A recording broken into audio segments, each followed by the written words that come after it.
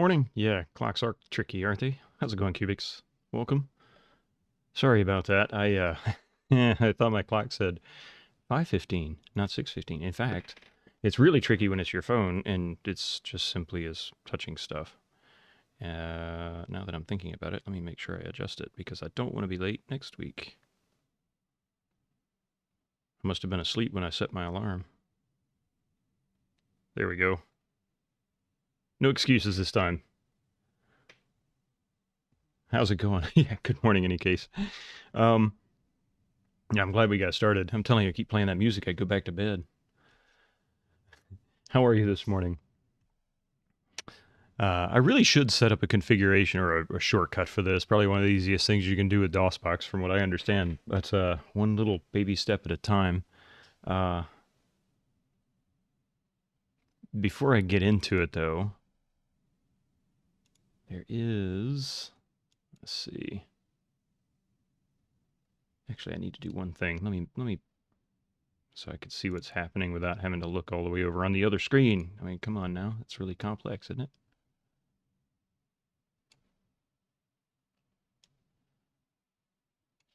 Yeah.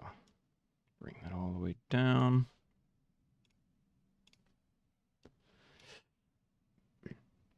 So I wanted to bring up one little piece of interesting history about. I originally played. First of all, I'm going to start with this. Quest for Glory 1 and 2. I played those about a year ago, a little over a year ago, when I first started streaming.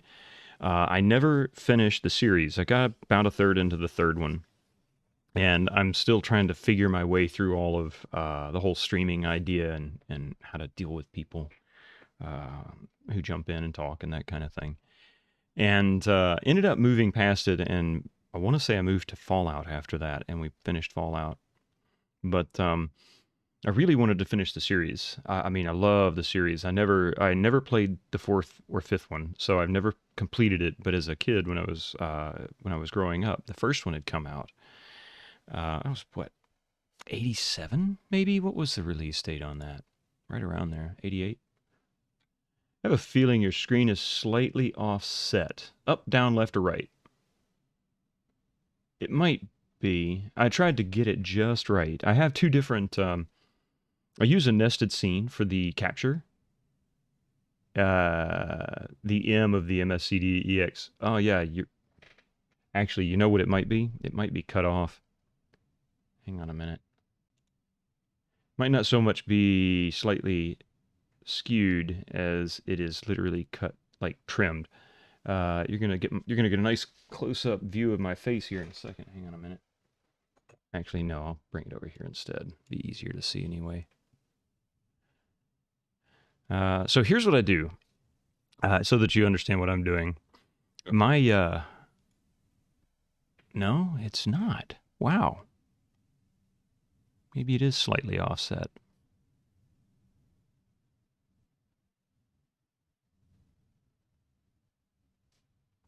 But I do see what you're talking about. It's like the left edge of it is either not all the way rendered. Um,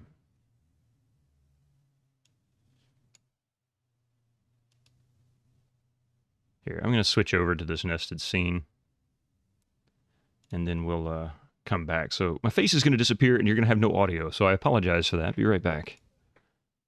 Oh yeah, that's what it was. Okay. Yeah, so I have two different nested scenes. Since I play modern and retro games at any given point during the week, usually for Friday nights, and even in some cases a modded game like Deus Ex, for example, and I ended up playing that in widescreen. I have a 16 by 9 nested scene as well as a 4 by 3 nested scene so that I can fit it. It's probably easier to see than understand. I'm sure I have some convoluted explanation for it that doesn't necessarily make sense. But what happened was it got clipped off the very left edge.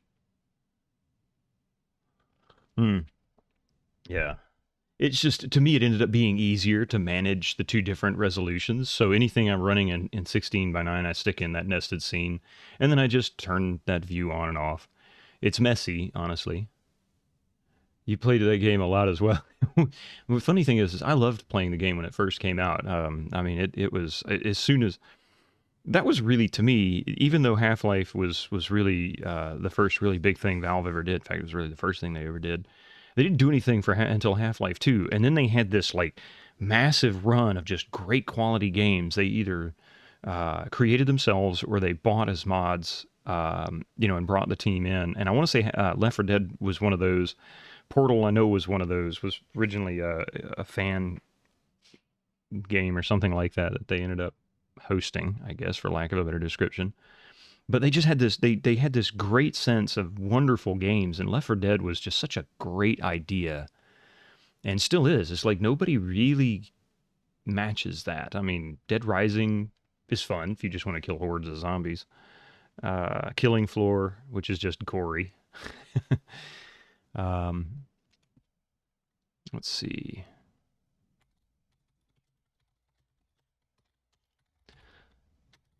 So, yeah, what I was talking about was originally Quest for Glory came out in 19, yeah, I can't remember if it was 88, 89. Yeah, did Killing Floor as well. Didn't have the same stress as Left 4 Dead 2. Yeah, see, exactly. Something about it just was lacking. I don't know what it is.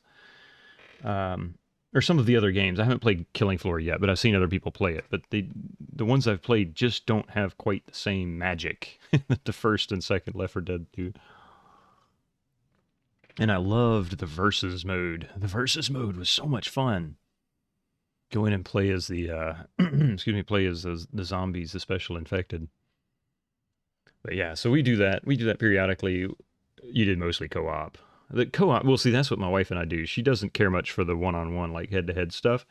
And for years, even before I started streaming, she didn't play really any kind of first-person shooter type games, and I always did.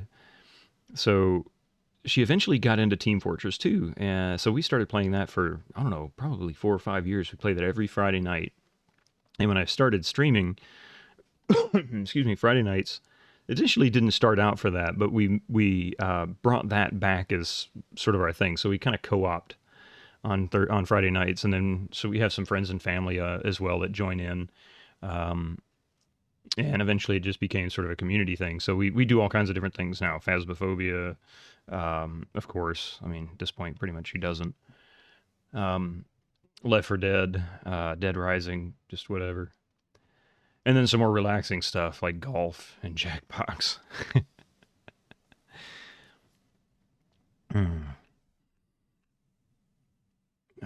Let's see. So Quest for Glory, yeah, this originally came out March of 1989. So this was actually probably the second Sierra game I played. You haven't played Phasmo. No Phasmo for you? You just don't do horror? Is it no horror, or is it um just doesn't look as you're bad? No, you're bad. Yeah, bad with scary stuff. Well, that's the point of my channel point redeems. I'm usually pretty bad with some scary stuff. Phasmophobia initially was a little bit creepy, but after playing it 2 or 3 times, it really wasn't so bad. Now my biggest dread is I don't want to lose all my stuff and have to go buy more. It's called cheap. But but yeah, so right now Dead Space is the one game that was a scary game that I just could not manage to get myself through. Doom 3? Yeah, no problem. Quake 4? Yeah, did that as well. Any of the other scary type games generally don't bother me. But there's something about Dead Space I just never could manage to push myself through. It about drove me crazy. I think it's the sense of dread, the constant sense that something is about to drop down on top of you, crawl out from under you, or pounce on you when you go around a corner. It never lets up. It's relentless, and it just, I don't know, it gets to me.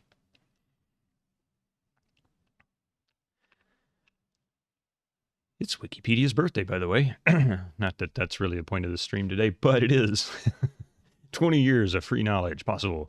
I came to Wikipedia for a primary reason, mainly because I was looking to find the release date, which for games, usually they're pretty accurate. PC Gaming Wiki is probably a better choice in most cases.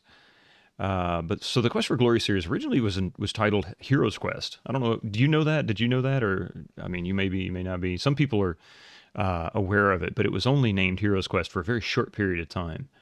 And it was the second Sierra game that I ever played. as a kid. I would have been 16 when this game came out. And our first one was King's Quest 4. And we loved King's Quest 4 so much that we ended up buying Quest for Glory or Heroes Quest when it first came out. And it was fantastic. So we played the second and third ones. And unfortunately, the fourth one and fifth one, I never got to. I think my mother actually bought Shadows of Darkness and played it, but I never actually played it. Neither of us ever played Dragonfire, so we never did finish the series. It wasn't really brand specific when young, so I had Larry and Monkey Island. Yeah, so.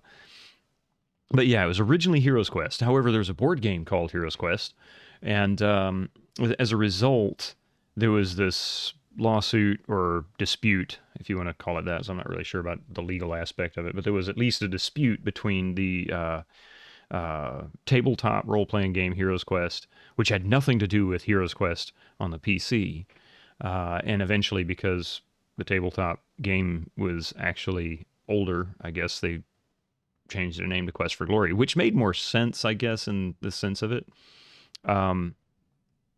But anyway, so it forever changed the name of it. But every now and then, and I keep this around, if you watch the rather amateur intro that I have at the beginning of it, I actually include the box art for Heroes Quest, the original, well, not box art, the original ad space image that they had for Heroes Quest, because it just makes people ask questions. Every once in a while, they're like, Heroes Quest, what's that? Anyway, Quest for Glory 2 was actually, I think, the first... No. Quest for Glory 3 was the first to actually have MT32 audio. I believe that's right. Which... yeah. I'm just going to go with that. I really can't remember precisely. It's either 2 or 3. I know the first one did not have it. It was before... It had to have been 2, because the first one came out in 89. King's Quest 4 came out in 89 or 88. And that was the first actual Sierra title with MT32. So this, in any case, the first one I'm playing on stream.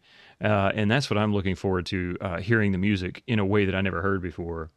I think MT32 made a lot of sense in adventure games in order to make them a bit more special, as they aren't high action packed. Yeah, exactly. There were better options from what I was reading, and this is very, very rudimentary knowledge.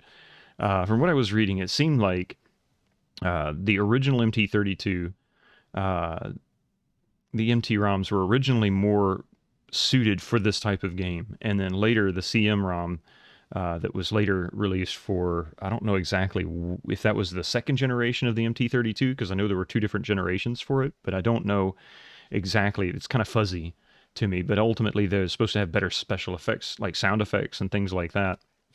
So there are some benefits, but ultimately they more or less sound the same, and unless you know what to listen for. Kind of like me in the whole DOS settings. I get a sense, I mean, like, I know what OpenGL is. I know what DDraw is. I think I know what overlay is, but I'm looking at these and I'm trying to figure out, how can I tell by looking at the image what the difference is? I don't have that knowledge. So when I go and approach something like that, I completely get lost. But when it comes to sound, I'm a little bit better with that. That's an area of expertise I have a little more roots in. We should have a chat that one day. I'd love it, actually. I really would, because it's actually a question I've always had. I mean, I've played with DOSBox for years. And when I say play with it, I mean, I literally mean play with it. I never really spent a lot of time trying to understand or learn how to configure it. So it's definitely something I'd like to know more about, because I think ultimately it will get me what I'm looking for. And I can already tell by looking just after making that change, particularly for the resolution, and then bringing it to the 4x3, I can tell by looking at it that for once I actually like seeing jaggies.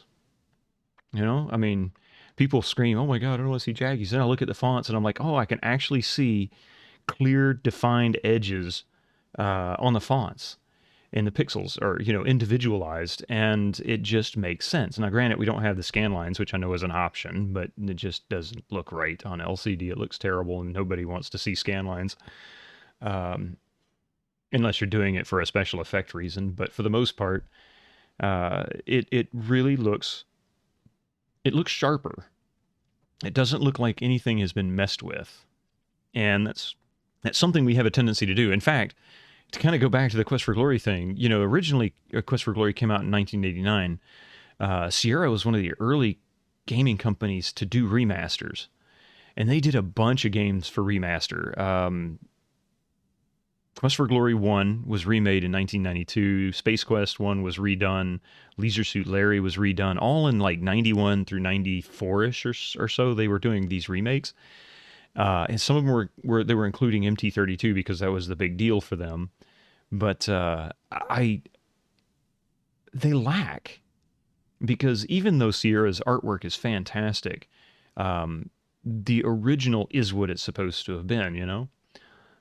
They were interesting, yeah, as it was different engine as well. No, so the remakes must have been not a simple 1, 2, 3, and you know, cut and paste job. Exactly. It's not like some of the early um, ports from, you know, PlayStation 1 or 2 to PC, where they basically just built a wrapper and then said, "Here you go, play it. Good luck with the controls." No, they did a great job. They really, really put a lot of effort and time into it. But in the end, I almost always preferred the EGA or CG, well, EGA, not CGA, but the EGA artwork, or even the original VGA if they remade those. But it's just something very special about them. Um, anyway, so Quest for Glory 3, I do have the character save, so we're gonna go from the very beginning. I want to play all of it. That's why I left it at the command prompt here, so that I can just launch the game, and we're gonna run through the whole musical intro and everything, which for most cases is a little tedious. I'll skip those in the future. But this is really kind of a fun intro. They even included some sound effects uh, that were used within MT32 and not digitized. So let's see. Oh, and one word about MT32 audio emulation. I did mention that I have a bit more expertise when it comes to audio than I do by video by a lot. One of the things about the M232 audio emulation here is it's not 100%. So there are errors for those who are looking for perfect. Oh, nice. I clicked through it when making the screenshots to determine the screen size. Ah, gotcha. Okay. That's pretty good.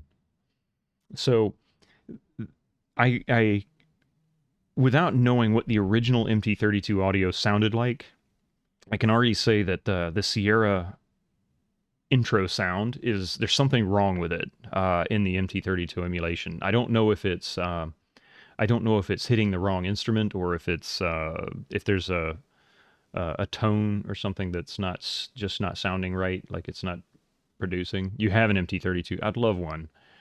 I mean, to me it's cost prohibitive, primarily for, you know, a 30-year-old piece of hardware. I'd love it.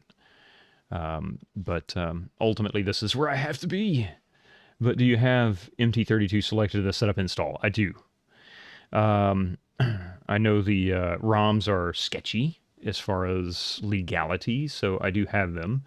But I am using the MT32 ROM itself. I actually went back to look to find out exactly which one they had intended for the game. Yes. D- uh, um, yes, actually, it does play through, if that's what you mean. In fact, tell you what, we'll do it. I'm going to do something here. You know what? I'm going to do something that should be interesting. Let me try this. Oops, missed it. Just for the sake of academics, I'm going to shut down Munt, and I'm going to launch DOSBox. Since I have it set to auto, it should automatically just kick over to the AdLib emulation or whatever. So this is what it would sound like if you played it on a PC nowadays, just boom, right out of the box. It shouldn't really sound much different than this after it loads.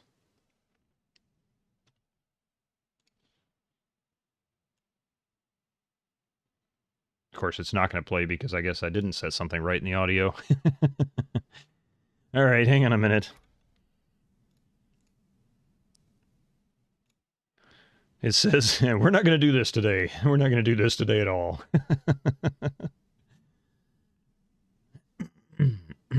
Where is it? Here we go.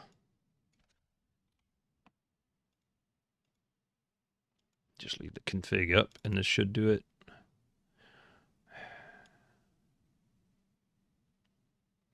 So I do have one question while I'm doing this. Whenever I launch DOSBox, of course, especially at this resolution, I have to drag it up and center it. Tursk! Hey guys, how are you? Good morning. Elise. Aminara, she, her. How you doing? It's Lilu. I just got crossworded. I love you guys. You know that. How's it going, Roy Latop? You guys came in at just the right time. We were about to do a little bit of an academic exercise for gaming. How you doing? So I know most of you guys know that I'm largely retro, so I won't get into too much detail. But in case you're not familiar with my stream, I largely do retro PC gaming Wednesday, Thursday, Friday mornings.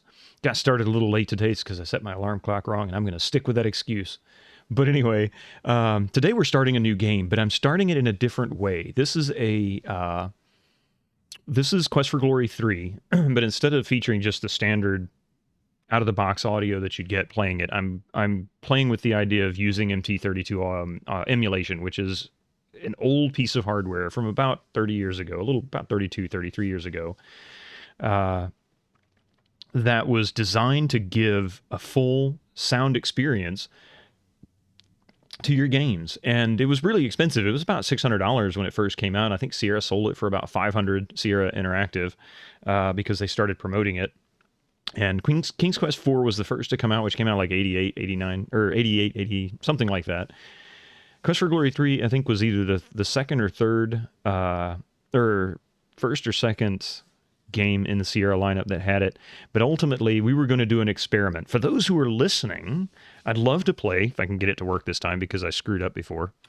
We were just about to launch Sierra, we were about to launch Quest for Glory 3, and hear how the whole intro sounds if you were to buy it on GOG.com right now, or Steam, and load it, play it, and heard it through your headphones, your speakers, or whatever. It sounds pretty much exactly like this. I heard it click, so we should have audio. There it is.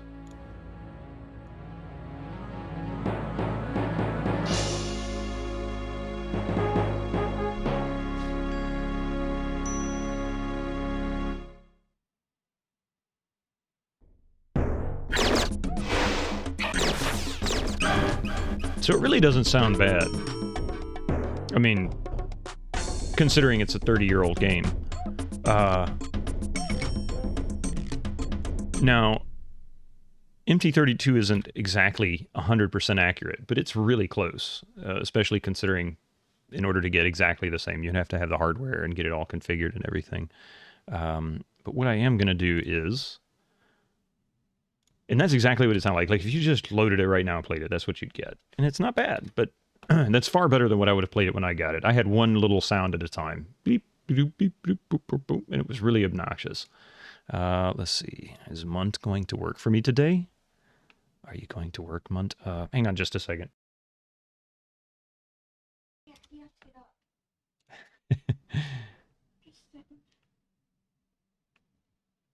Sorry, I had to get the kid ready for school. I just realized it was after 8 o'clock. But how are you, Tursk? How is everything?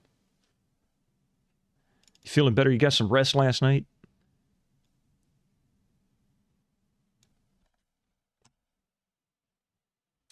And it did not kick in. All right, Munt, we're going to play games, huh? Still won't get it to stay. There is some bugs with this, as far as Munt's concerned. It's a little funky.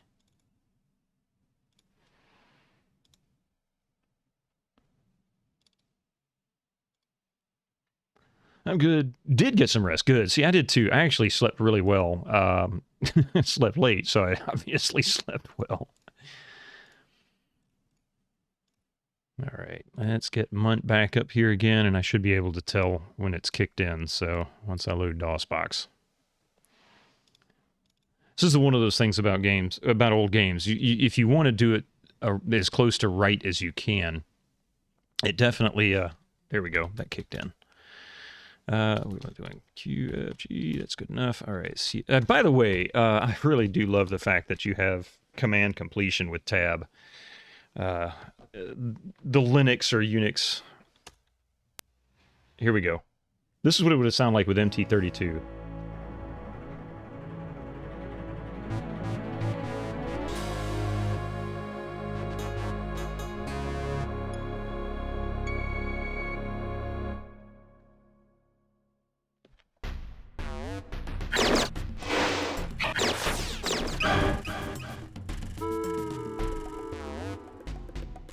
There is an MT32 option as well, so I may have missed something.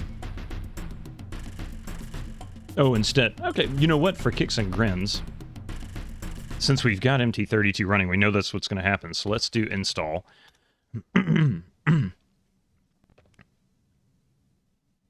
Yes, oh, sound effects. Isn't that awesome? You would, wouldn't you? Alright, you pick one out. That was my kid, by the way, SD Potter. She's making me wear silly hats, and she needs to get ready for school.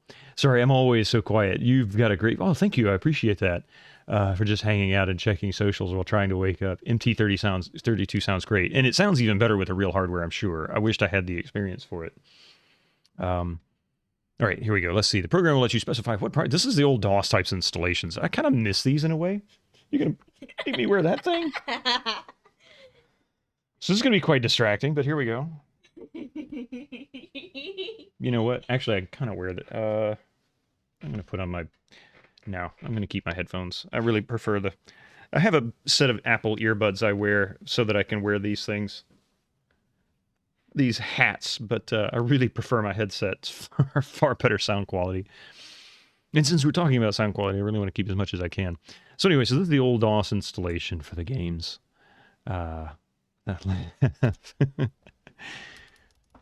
So we're going to do... there it is. There we go.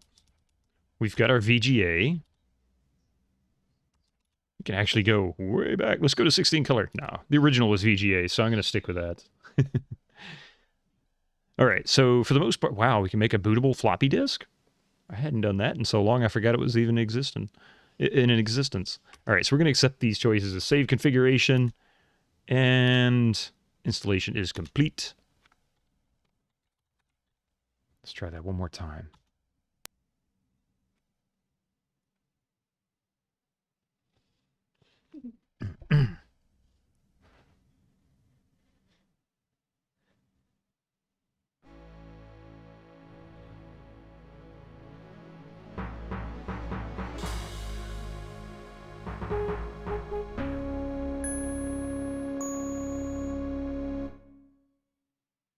That actually did seem to make a difference. What I thought was broken is now gone. So it must have been doing something, I guess, I don't know, maybe there was a controller difference. But it is very important to do that. Very good call. Like I said, I'm still trying to figure this out the best I can, so I really appreciate that you had brought that up. Tinkering with some of the other games, I had a lot of trouble getting another one to configure MT32. So it wants to argue with XMS and EMS and whatnot, so I'm still trying to work that one out, but that's different. That's not a part of the Sierra series. This doesn't have that issue, obviously, so I haven't messed with the other installations. Alright, I'm really happy with the way this sounds. So, anyway, this is Quest for Glory 3, Wages of War. We've completed 1 and 2. It was about a year ago, a little over a year ago. I love the series. It's absolutely fantastic. The humor, everything. Especially the first one. The first one was just, it was basically Grimm's fairy tales and old European folklore, and, you know, in humor. So, by the way, I have a cat in my lap who will eventually start biting my arm, but the kid's keeping him busy. Do be aware, though. I don't know if you've got anything to eat yet. Chrono Travis, good morning. Second best Sierra series after Space Quest, and I will be finishing Space Quest as well. That is an absolute fact. We're going to get back into that. I have 3 left for Quest for Glory, starting with this one. I have another series that has 2 that I want to play, if not 3. I might do the 3rd, depending on how the first 2 are. I've never played the series, so I'm going to keep that one secret, because the sound for that is absolutely awesome. The first 2 or 3 don't. The remake did. The VGA remake that came out in '91 for Space Quest 1 does. But Space Quest, let's see here. Space Quest came out before King's Quest 4, so short of the remake, it just didn't have... it wasn't around before that one, so let's see. Time frame-wise, 86, 87 was Space Quest 1 and 2. Space Quest 3 was 89, so that might support MT32, probably did. And that would mean all the rest do up until probably Space Quest 5, maybe Space Quest 6? Yeah, okay. I was pretty sure, just looking at the dates, I would say, because King's Quest 4 was the first, so you kind of have to call it before King's Quest 4 or after King's Quest 4. So whatever little history I do know that much. But God, I love the way this sounds. So, let's see, import a character, so I can remember the folder for it. This is so cool because this was how they originally did it. And if anybody who's ever familiar with using Windows Explorer to locate a file, if you think Windows Explorer can get you lost, you haven't seen anything yet. If it doesn't bug out on me. There it is. Alright, if I was smart, I would have dropped my character, my saved character into this folder, but the reason why I chose not to be smart was because I don't want to lose it when I uninstall. So, since I can't change directory, I have to manually do it. I think it was QFG char. So here we go. We have QFG1 character save, QFG2 character save. They actually I changed the names so we're consistent. They made sense because they were not consistent between the two, and I couldn't tell the difference. So all you have to do at this point is hit import. Your character has been successfully imported. Welcome to Tarna. And I love the icons. They always had the coolest icons for DOS games. You have a choice. In Quest for Glory 2, you became a paladin. Do you want to be a paladin in this game or stay a wizard? I was a wizard originally. I mean, I did choose to become a paladin at the end of it, but really tempted to continue as a paladin. I haven't really thought this one through yet, so you guys tell me, what do you think? What would be a better choice, paladin or wizard? I never did play the fourth one, just to give you some idea there, and I don't remember if I completed the third one or not. Paladin fits the story of this game well. See, that's what I was thinking. So we can do paladin if that's the case.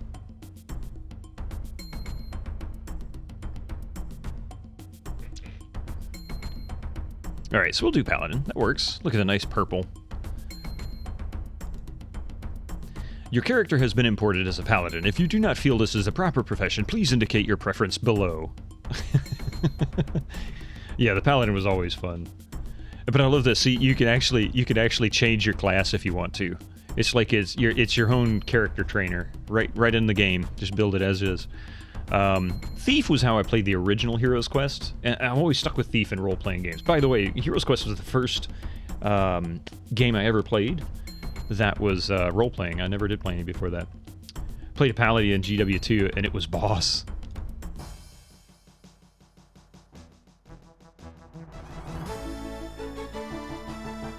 Oh, wow.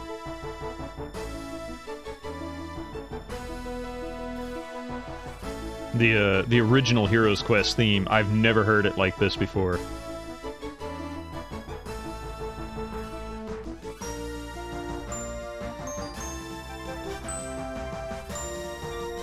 Could be better balancing. I don't know if that's the MT32 emulation or if that was really the way it came out. Different from your testing after switching to the right driver. Yes, yes. For one thing, the Sierra launch, the Sierra music, the glitch that I was hearing wasn't there after that. The instruments were the same, more or less the same, but it was just, it's like it had better control.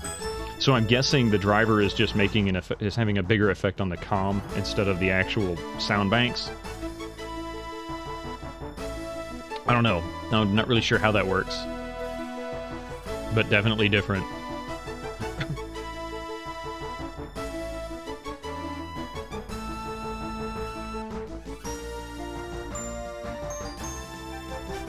I know the sound banks can be a lot different as well. Okay, that's fair. I might be in for some surprises. Already have been, to be honest with you. I'm loving just listening to this. Is just fantastic to me.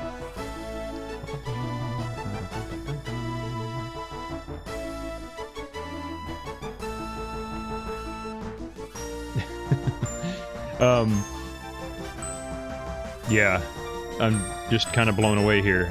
So we do have puzzle points. Health.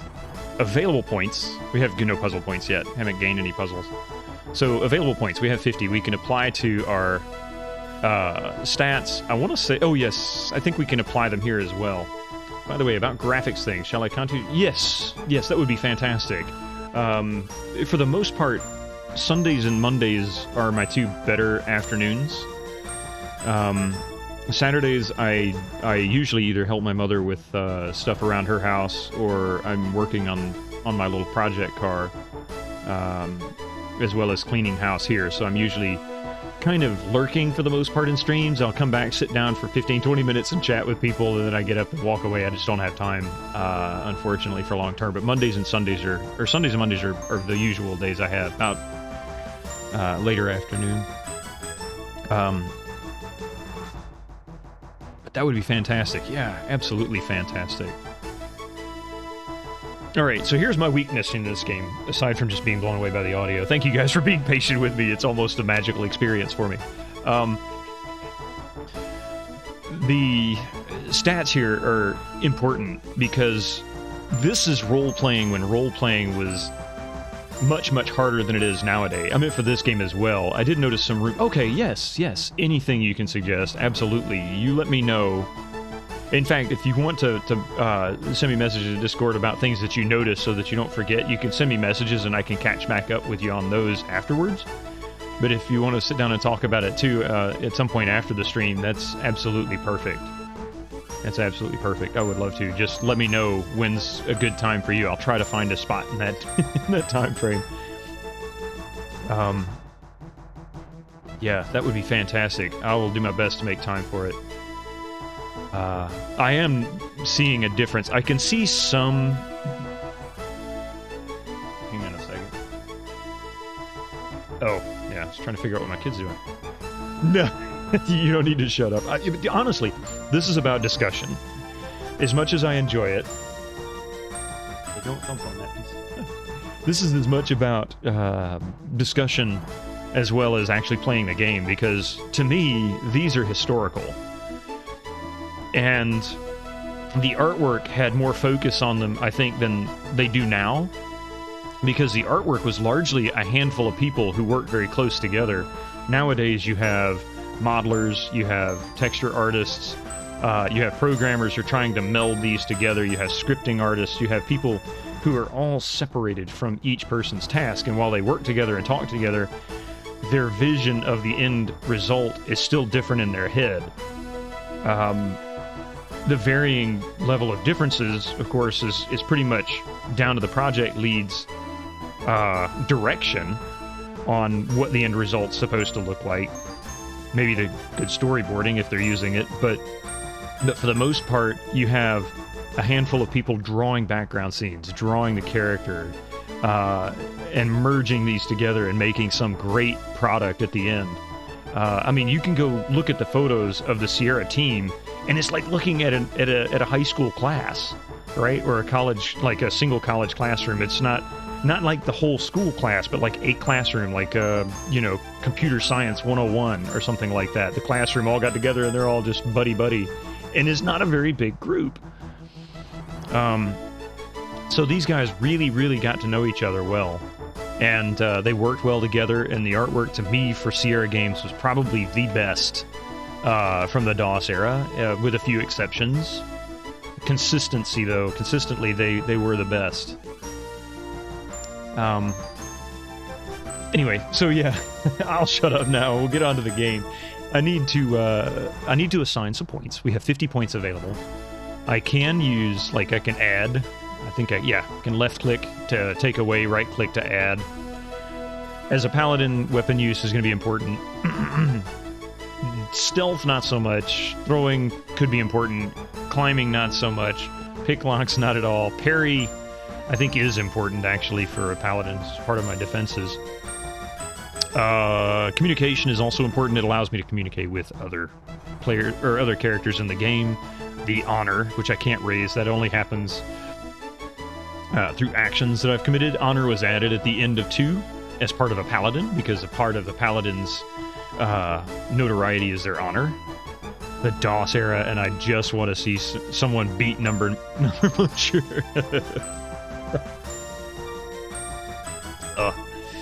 Okay, so I don't know where to begin. Honestly, I don't remember what everything affects. Luck is really important overall, even for other classes, not just rogues or thieves. Magic isn't quite as important to a paladin, so I think what we're going to start with is vitality is good, strength is good. I'm going to bring up my luck a little bit. Bring it up to, we'll say 95. Because I hate odd numbers, we're going to give him 100 intelligence. And we'll max, well, we won't max, we'll bring his agility up to 100. Now, all of these stats will raise. You can work on these a little bit throughout the game. There's actually a section when you go to one of the villages where you can practice different weapon skills, and as you practice them, they improve. So weapon skills, things like that. We're going to add some parry, which took 10 points just to start. Ouch. Since communication is hugely important, we are going to bring up communication. And I'm just going to put those because nice round numbers, although that's not an even number, at least it's round, 95. Alright, I hate seeing 107, but that's alright. I'm okay with these. These are not rock solid, they're going to change. Did you know you still have a turkey on your head? Yes, I did. And it was 16 minutes ago. Thank you. It's time for that, man. Get ready, it's 8:27. Sorry. Thank you for the reminder. Alright, it's not pressing on my head so much. Now your head could... Yes, no doubt. I don't know, it's kind of chilly in here, to be honest with you. That's one of the things about it. We'll get our little intro.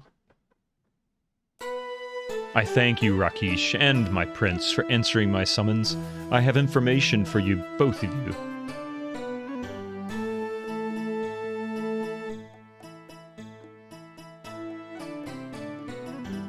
As you know, 3 months ago in Razir, the evil Ad Avis attempted to unleash the genie Iblis in order to rule the world.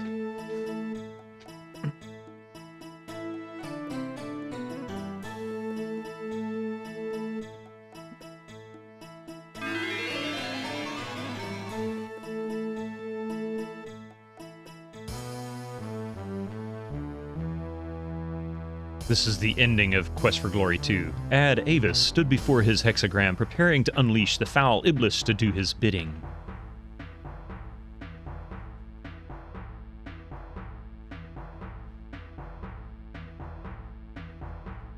Hear me, O dark powers. Light the darkness and bind Iblis to me forever.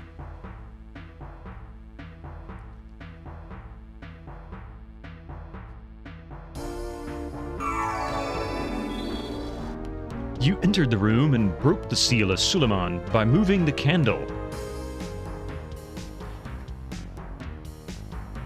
Yeah, it is, isn't it?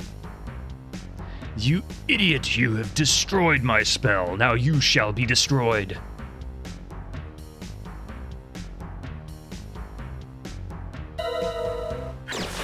Your spell of reversal protected you from his spells.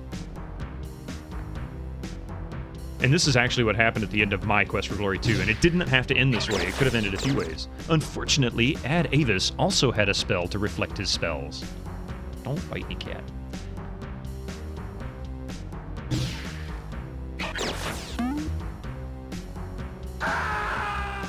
No, no, Master, help me! You bounced your spell off the wall and into the flaming brazier, knocking Ad Avis to his doom below. Such dramatic writing.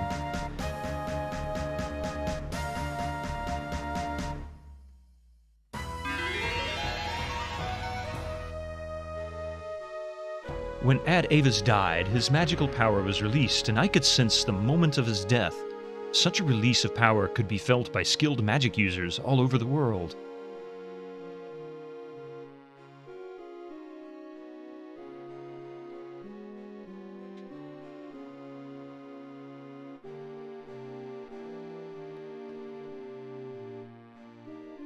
Still, there is some mystery concerning the death of Ad Avis.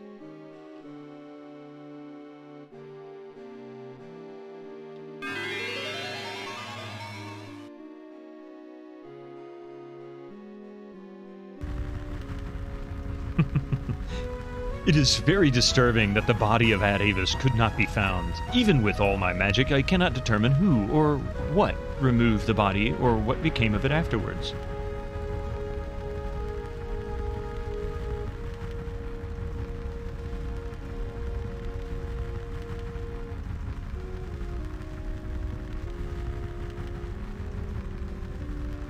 I believe the unbinding of Ad Avis's power could well have other darker results.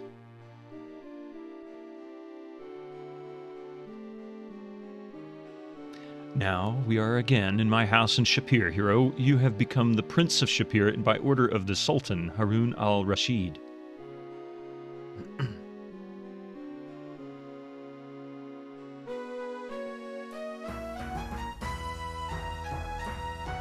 Rakesh now desires to return to his home in Tarna. Last night I received this message from the sorceress Krisha in Tarna.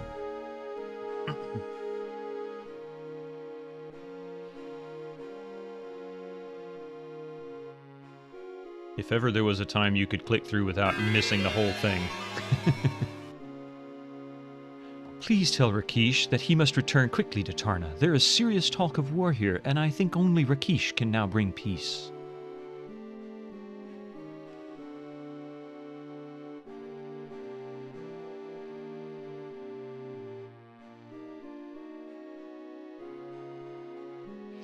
I believe there is more to this war than just the anger of two tribes. I believe that a demon has again broken through to this land and seeks to destroy us all.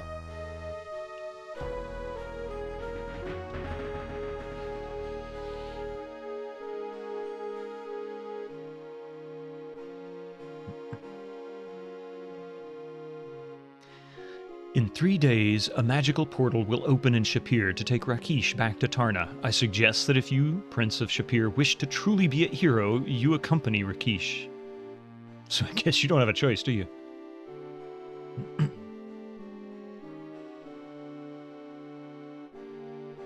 Game over. He decides to stay in Shapir. Just like, I'm done. No, I'm going to retire now. If there is indeed a demon, it is probable it was released into this world by the death of Ad Avis. You must stop it and send it back to its own world.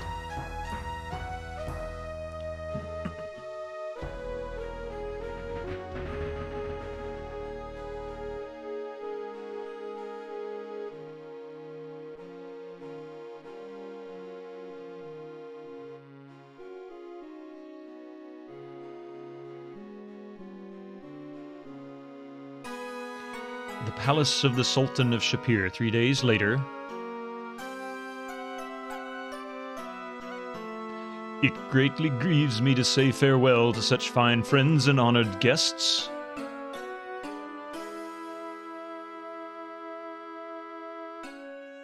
Rakesh, you were a great aid to me, and I sorrow to see you return to Tarna.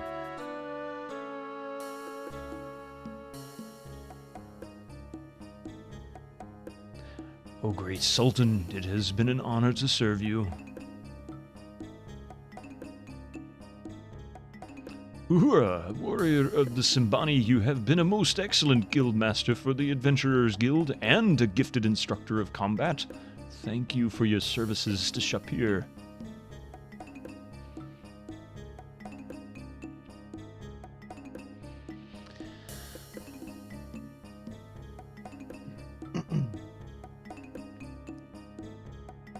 I leave Shapir with a great treasure, my son Simba.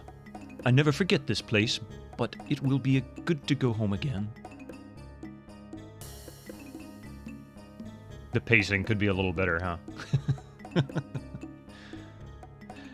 My son, it breaks my heart to see you leave. You will always have a home here in Shapir.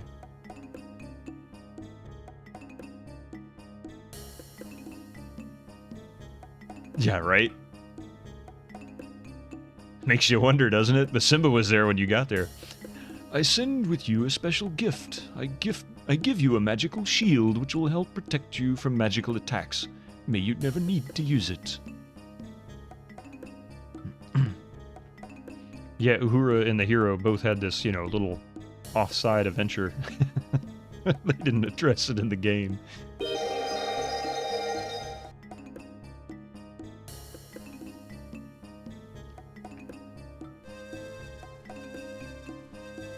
Sultan, the magical portal to Tarna appears. Investigation in the sheets. Farewell, all of you. May you find the peace you seek.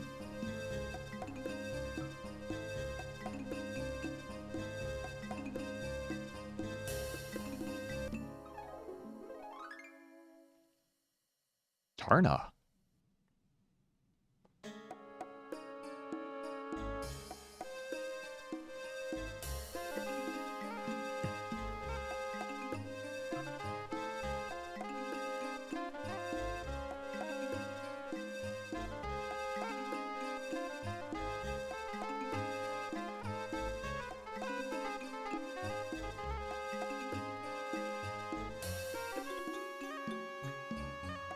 It is good to see you again, Krisha.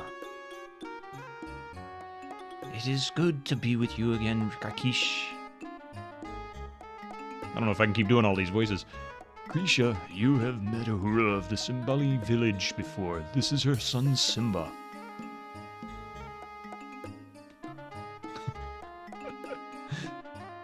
Habari warrior, it is good to see you again, Uhura. That son of yours looks like a strong and healthy young cub.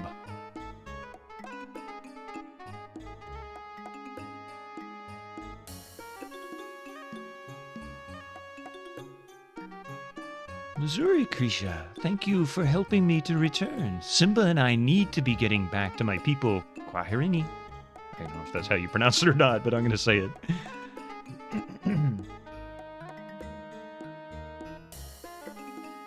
Kwahiri, warrior Uhura. Farewell, Uhura.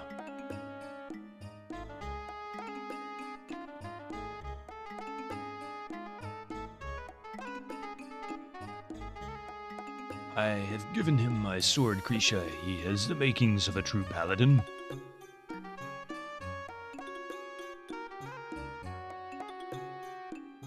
A paladin? It is a very great honor indeed for you to come here. Your skills may be most useful in preventing war here. Yeah, exactly. She needed something to do. The funny thing is there's a Star Trek reference at the end of the first one. Or no, the second one. I can sense that you are also skilled with magic. Know, however, that the usage of magic is forbidden upon the streets of Tarna in order to protect those without magic.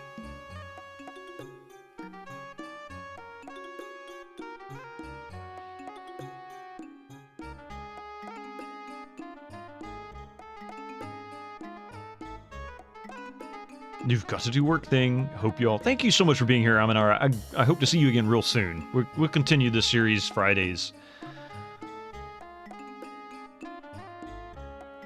All right. So here we are. We have actually got to a point where we can control our character, and the good thing to do here first. All right.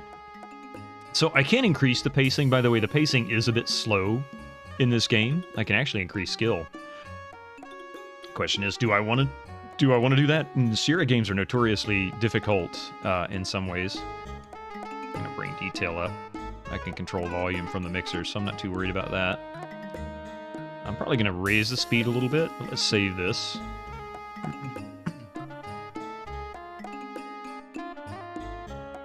Right.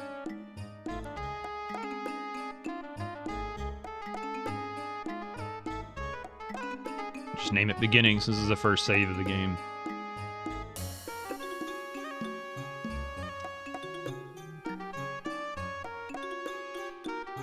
There we go. All right. Much as I don't want to stop for this moment, I do need to take a very short break. I need to go. Squad car. Good morning, man. Thank you for the lurk. I'm gonna take a very short one. Can you get the top menu to show for a quick? Yeah, sure.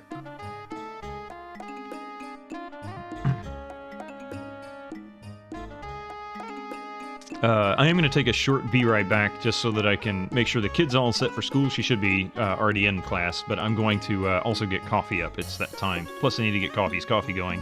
Otherwise, Coffee's not going to be happy with me. Oh, yes, and back to the Star Trek reference. I think it was after the first one they did the Star Trek reference. I can't remember, but at the end, did they do a, they do a warp speed? No, it was the second one, because they were on the magic carpet flying. That's right. Dude, thank you so much for the subscription. Squad car, you freaking rock. That's a lot of coffee. Well, I got my own. I need to get a refill as well, so, you know, that is a lot of coffee. Okay, coffee's awake. Let me go get her coffee started. I'll be right back.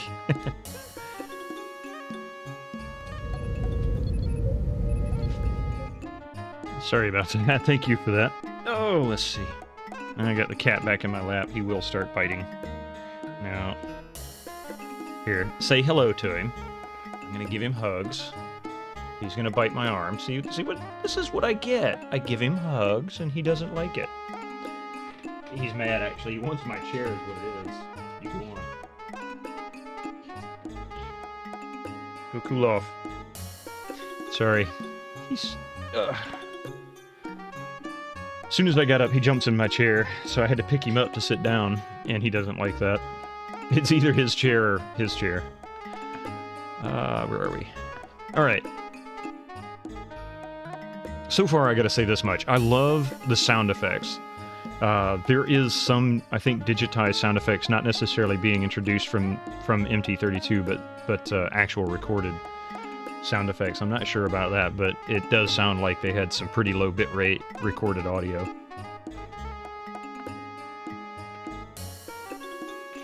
Also, one thing about this series that a lot of people are not aware of, just general gamers, unless you happen to be a fan of the series, is that originally this was meant to be only 4 games. They had everything planned out. Each game was going to focus on a single element. And I don't remember, I mean, and when I say element, it's air, earth, water, fire. The first one I think was earth, the second one was fire, and I think this one's water? Maybe? I don't remember. In any case, it ended up being 5 games, because I believe it was the 4th one had 2 strong plots. One of them was supposed to be a subplot, but it ended up being so strong that they ended up splitting it into 2 games, because it ultimately was too big. So they ended up with 5 Quest for Glories instead of 4, and then they did a fan revisitation, Lori and Corey Cole, the creators, called Hero U. And I figure once we finish this, we'll play Hero U, even though it's not retro. It is very, very much Heroes Quest for Glory, in the way it works and the way it's played and the design and everything. So it might be worth it just to explore it for that purpose. But anyway, so in this era, this particular version, this engine, they were starting to focus on Sierra's version of, I guess, well, improved interfaces, like Scum, for example, had already been available. But in this case, you can either right-click and change the icon. Oh, I need to change the sensitivity of my mouse. It's killing me. That's a little bit better. Okay. So each icon, of course, represents the action that you're going to take. Obviously, this would be walk, or at least I hope it's obvious. This is to look at stuff. This is to interact with, pick up, push, pull, whatever. This is to talk, which I think is the funniest icon. I always laugh when I see that one. Or you can actually manually select them up here. There's also a couple other things that you can do. For example, these are various character actions, like specific ones. Run, sneak, sleep. I believe this is character stats. Thank you for that. There we go. And pentagrams are often used for spells of summoning and protection. From the permanent nature of this one, you suspect that Cretius specializes in these types of magic. So that was the result of me actually clicking the look on it. So that gives you specialized actions. This is your magic menu. So you can actually pick the spells that you already have. I think I'm only missing 1 or 2 spells from the first 2. I was able to complete the vast majority of them. One in particular is a real nightmare to get in the first one because it's purely RNG with a little bit of skill tied in, and it's a game that you play with the wizard. But anyway, you select your spell and you hit OK. You can look at, so you can better idea what it does and how much it costs, what your skill is. You have the open spell casting. It takes 2 magic points. Your skill is 74. You have the detect magic spell casting. It takes 2 magic points. Your spell skill is 38. So on and so on. So this will tell you what your spells are about. So that's pretty, straightforward. You have your question icon too, which doesn't do anything, unfortunately, here. It just tells you what the 2 menu options up here are for. And then when you're ready, you just click OK. This tells you your currently selected inventory item. Of course, this looks like an inventory icon because that's what it is. Here's your inventory options. I have... Yeah, see. I have 200 dinars. I have a... let's see, sword. Dinners. 200 dinners. Quite well fed. This is a fine weapon. Well balanced and tempered. Very, very sharp. Chainmail. Magic shield, which was given to me in the beginning of this game. Glows with magical protection. I also have throwing daggers, which were useful in the first one. I just never used them after that. Poison cure. Pills, which I got in the second one. Healing pills, which I got in the second one. These carried over, which I think is really cool. It's rations, and it's called Spim. Not spam, but Spim. Of course, water pouch from the from the second one. Ooh, that's hot. Sapphire pin. One of the characters in the second one gave me that, I think. Note from Shima. The outside of the note reads, To Shala. In Shima's flowing calligraphy, before you left Shapir, Shima asked you to give this to the kata in Tarna. Oh, she hasn't got her headphones on yet. She just woke up. She's not much into the music, but she'll likely pop in shortly. She needs to... she needs to get... Yeah, she hears me. But I'm sitting 6 feet away.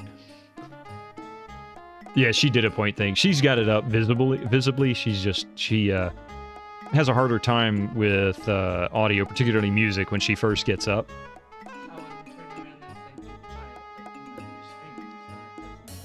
Yeah. In fact, she'd probably rather I didn't talk, but in the circumstances, but I understand. Anyway. All right, the room itself, by the way, I love the art in this, and I really need to screw up the settings once and then compare it to what I'm seeing here so that I can see if I can find some of the artifacting. And you said there's some things that we can change to improve it too, even more. I'm looking forward to seeing how much of a difference that makes. Sometimes what seem like subtle differences become really huge. I want to say there's nothing in here I can touch or pick up, but I can view a lot of them. Oh, you did miss. Oh, excellent. Oh, okay. I'll have to take a look at that. The horned skull actually has no magical significance, but Krisha thought it added a certain something to her workroom. These bottles and jars hold a gross and yucky spell components, pickled newt's eyes, giant worm intestines, raw liver, that sort of thing. Excuse me. There, much better. Yeah, that's what it is. It's an ancient Cretan urn, or some sort of Vulcan musical instrument, or maybe just an example of modern art. These boxes hold dry spell components like a dehydrated tsetse fly wings, crocodile scales, and impala antlers. But it does look pretty good to me already, better than a lot. Well, I appreciate that. Like I said, I try. I mean, mostly limited to my knowledge and lack of visual acuity. if I can put side-by-side comparisons and tinker with stuff, I can usually get even, tweak it out even more, but I just don't know what to look for, so I'm not... It's like watching an artist look at a painting and they're like, yes, okay, well, this is really bad. I'm like, oh, I think it looks great. They're like, well, look at this is terrible. You are in Krisha's magic workroom. Here she concocts magical formulas and performs rituals to perfect her art and to help the people of Tarna. You added red lines. Oh, excellent. That's even better. See, if I know what I'm looking for, I may not know how to fix it, but I know what to look for, and I know when it's not right. And then I know I know where to begin to look for the answers. Whether it be with you or a forum. The pillars are decorated with ceremonial masks. Like I said, nothing in here I don't think I can interact with, just lots and lots of looking. And this is one of the things about Sierra games, too, is that there's lots and lots of stuff to look at, the details. And probably 90% of them are irrelevant to the actual game itself.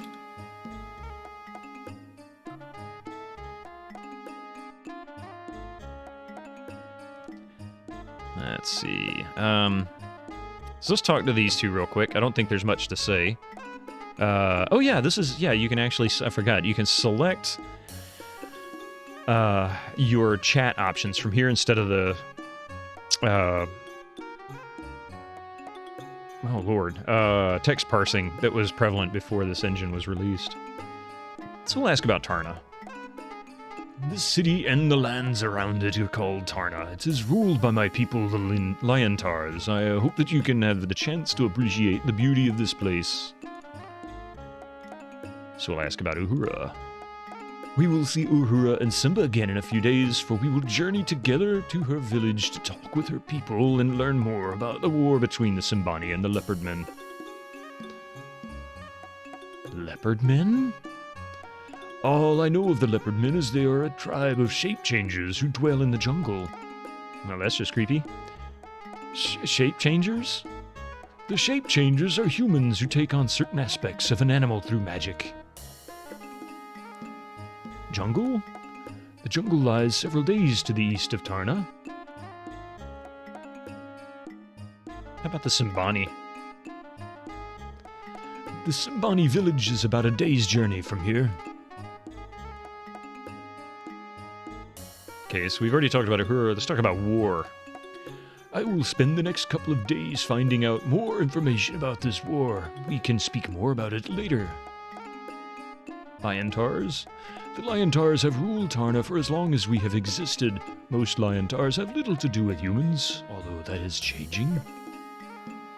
This talk of war is in some ways a good sign, for it means that the Lyantars begin to accept that the Simbani are our allies and friends.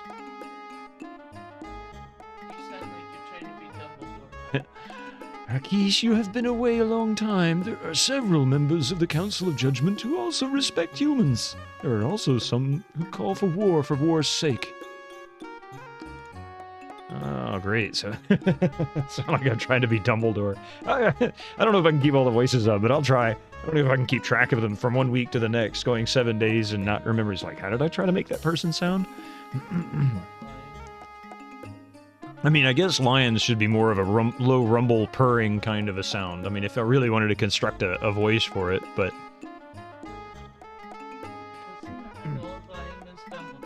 The Council's judgment is made up of the wisest of our people. Krisha, of course, the magical member of the Council. That is because I am one of the few Lyantars who have studied magic. It is because you are both magical and wise, my love. Aww.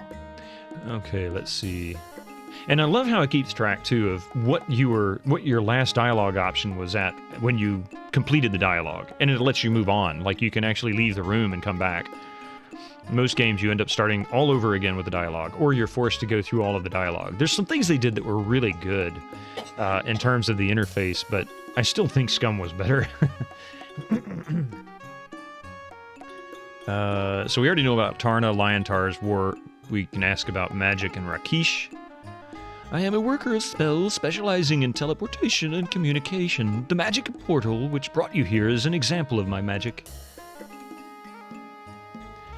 The magical portal allows people to travel across distances. It is a difficult spell to create, for it takes an incredible amount of magic. It can only be done through ritual. A ritual is a series of actions and events used as magical spells. Most of my magic is done through ritual, as it is much of the magic in this region of the world. So, I'll ask about Rakesh. Rakesh is my life mate and my friend. He is also highly respected by the Council of Judgment and Raja, the king of Tarna and Rakesh's brother. Raja is the current ruler of Tarna. He is somewhat hot-headed and is loud in his demands that the Council of Judgment declare war. That is very like him. Raja always treated life as a battle to be fought rather than an adventure to be experienced. The Council of Judgment make the laws of Tarna. I am a member of the Council. The Council will decide whether or not Tarna will go to war. I'm going to make sure that she doesn't have different dialogue for these 3 options we've already talked about. But let's see. Welcome to our land, Princess Shapir. Tarna is an ancient city and you will find much to do here. Yeah, there's not going to be much to it, I don't think. We Liontars are a proud race, sometimes too proud for our own good. Most Liontars live in the eastern section of the city, away from humans. I have chosen to live in the western section with the humans. They are as much a part of Tarna as our people. The leader of the Simbani came to Tarna to ask us to ally with the Simbani against the Leopard Men. The Council of Judgment decided to investigate this talk of war.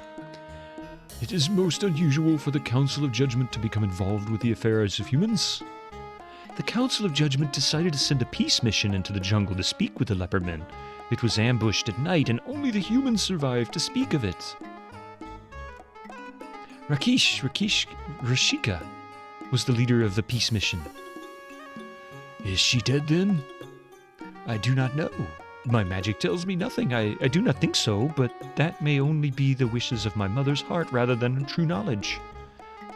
Forgive our rudeness, my friend, but Rashika is our daughter. Krisha, let us speak more of this later. Oh, that's kind of sad. So now we have an issue with their child missing. So I'm gonna say, oh, I have reserved a room in your name at the nearby inn. I can see you're eager to explore our city. Farewell, Prince of Shapir. Farewell, my friend. In 2 days I will stand before the Council of Judgment and speak of peace. I would like you to be there as well. Then we can journey together to the Simbani village. So we can go through 2 days, and then we must travel to Simbani village. In the meantime, explore and enjoy Tarna. If you have any questions, you will find us here. Enter freely, you will be welcome at any time. Well, almost any time. After all, Rakesh and I need some time to, speak with one another again after such a long parting. Good day. Get out, good riddance. Click, the door locks.